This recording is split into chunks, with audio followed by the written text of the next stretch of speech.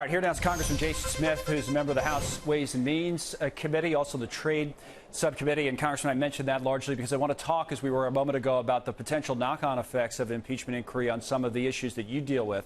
But let me first ask you a question or two about the merits. I've seen a handful of Republicans over the last 24 to 48 hours look at either the whistleblower complaint or the memo describing the call and say that they were troubled by it, or part of it was inappropriate, or portions of it were concerning. Is there anything that troubles you or concerns you or that you think is inappropriate? Anything at all? You know, I wonder if my colleagues and I are reading the same transcript that came from the White House, the call, and the whistleblower complaint. I've read both of them, right. And what's troubling is the Democrats aren't paying attention to the facts, and they're not telling the truth. There's not any elements of any crime whatsoever. It's just bogus allegations. But anything that's inappropriate, because, like, as you know, the impeachment inquiry is a political exercise, right? It doesn't have to necessarily be something that would be criminal or indicted in a court of law. Is for just as an example, right? The president asking for a political favor that might be damaging to his main domestic political opponent just after military aid was discussed on a call. Is that action in and of itself, is that appropriate? That action is not in the script of the call.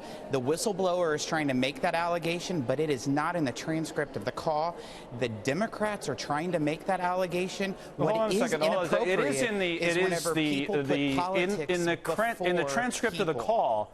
In the transcript of the call, to be fair, the president of Ukraine refers to military spending that he's about to engage in, weapons systems, right? And then hold on one second. And then right after that, the president of the United States, I've read them all. And then after that, the president of the United States then goes on to talk about whether or not Biden and Biden's son should be looked into. That's specifically what I'm referring to and asking you if that portion of it is appropriate. Not whether it's illegal or legal, whether it's appropriate. There is nothing illegal in the conversation. Right. And there is nothing impeachable in the conversation.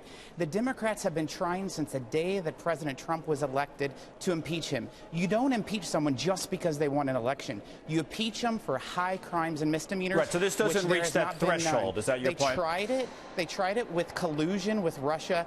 They tried it with obstruction. They tried it with the Mueller report, spent over $30 million and could find nothing. So they're just now trying to throw something else again at the wall. So it doesn't reach a threshold for nothing. You. That's your point. There's no threshold. All that it shows is Democrats are putting politics over people. Let's get back to business, do our job here. They've made the House of Representatives turn into a chaotic mess. That's the last point I did want to ask you about. As I mentioned at the beginning, you deal with issues that we talk about all the time, trade, just as an example. So is all of this talk, is that going to have an impact, say, on you guys being able to pass something like USMCA? We've had the votes for USMCA for a long time. Republicans and Democrats, however, Nancy Pelosi refused to allow us to have a vote on the floor because she's afraid it might give President Trump a victory. And of course, she's creating more chaos because she's obsessed with the process of trying to force an impeachment on the president. She's not trying to take care of the American people. She's once again putting politics over people. So it may not pass, though, is the point. We have the votes. Right. She just won't put it on the floor. Vote. Right. There's one person that gives us the opportunity to put on the floor. Her name is Speaker Pelosi. If she put it on the floor today, we would have the votes to pass it, but she's playing politics. We'll see whether that happens or not. Congressman, good to see you. Jason Smith.